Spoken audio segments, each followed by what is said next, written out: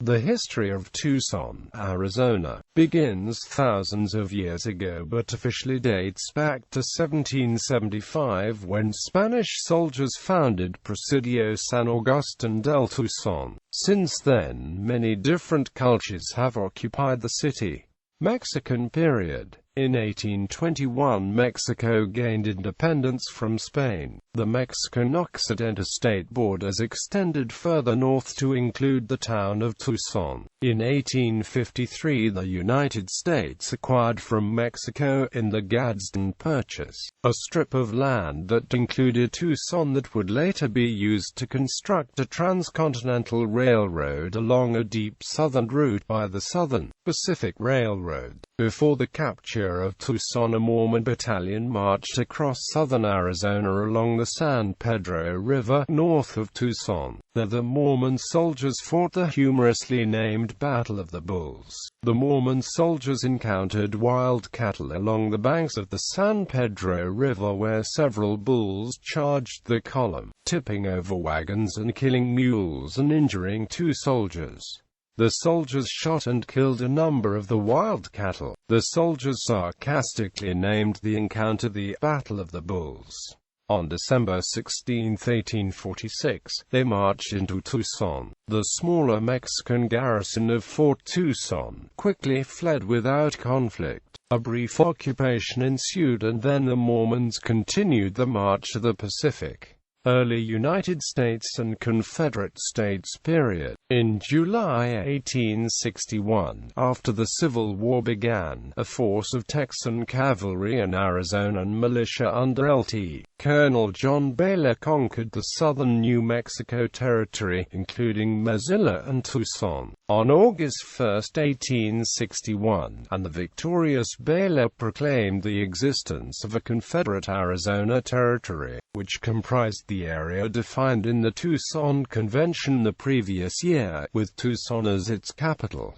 He appointed himself permanent governor. The proposal to organize the territory was passed by the Confederate Congress in early 1862 and proclaimed by President Jefferson Davis on February 14, 1862. Efforts by the Confederacy to secure control of the region led to the New Mexico Campaign. Later in 1862, Baylor was ousted as governor of the territory by Davis, and the Confederate loss at the Battle of Glorieta Pass forced the retreat. The following month, a small Confederate picket force defeated a Union cavalry patrol north of Tucson at the Battle of Picachio Pass.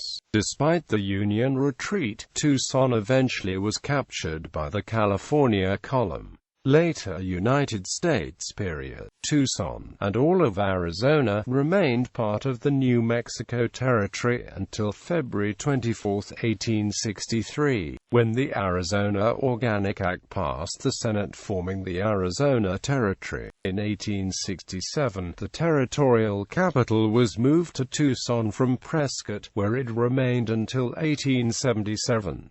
In 1885, the University of Arizona was founded in Tucson. It was situated in the countryside, outside the city limits of the time. During the territorial and early statehood periods, Tucson was Arizona's largest city and commercial and railroad center, while Phoenix was the seat of state government and agriculture. Between 1910 and 1920, Phoenix surpassed Tucson in population and has continued to outpace Tucson in growth. However, both Tucson and Phoenix have experienced among the highest growth rates in the United States.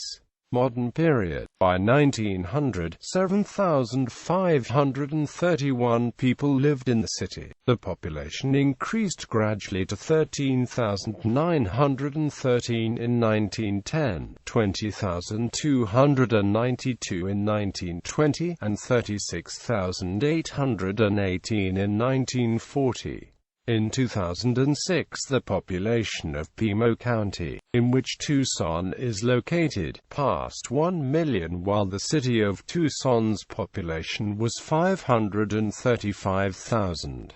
crime. In late January 1934, 5 members of the Dillinger Gang, including John Dillinger himself, were arrested in Tucson. They were 5 of the top 6 names on the FBI's first public enemy list. A fire allowed firemen to discover their identity, and the police promptly arrested Harry Pierpont, Charles Maclick, Russell Clark, Ed Shouse, and Dillinger. The police found the gang in possession of over $25,000 in cash, 3 submachine guns, and 5 machine guns. Tucson celebrates the historic arrest with an annual Dillinger Days festival, the highlight of which is a reenactment. Hospitals. In 1919, Lieutenant Neil McCartan of the Army Medical Corps arrived in Tucson, Arizona, looking for a sanatorium site. He found nearly 700 veterans scattered in squalid conditions throughout the area and commenced a decade struggle to build a Southwestern Veterans Hospital. Tucson's success is the story of city officials and citizens volunteering, organizing, battling other contenders like Livermore, California, and lobbying Congress.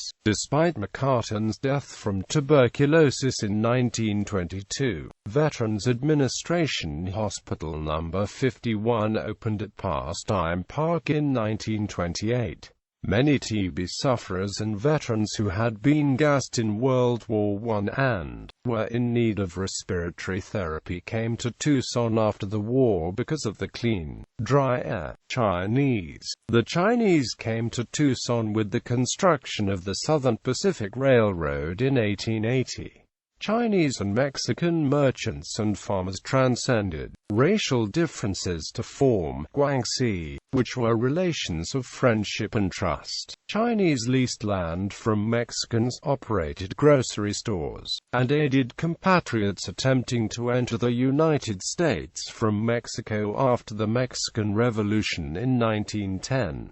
Chinese merchants supplied General John Pershing's army in its expedition against Pancho Villa. Successful Chinese in Tucson led a viable community based on social integration, friendship, and kinship. A representative community leader was Li Wequan, who arrived as a refugee from the Mexican Civil War in 1917, and was a prominent grocer and community leader until his death in 1965. World War II. During World War II, Mexican-American community organizations were very active in patriotic efforts to support American troops abroad, and made efforts to support the war effort materially and to provide moral support for the young American men fighting the war, especially the young Mexican-American men from local communities. Some of the community projects were cooperative ventures in which members of both the Mexican-American and Anglo communities participated. Most efforts made in the Mexican-American community, however, represented localized American home front activities that were separate from the activities of the Anglo community. Mexican-American women in Tucson organized to assist the servicemen and the war effort during World War II.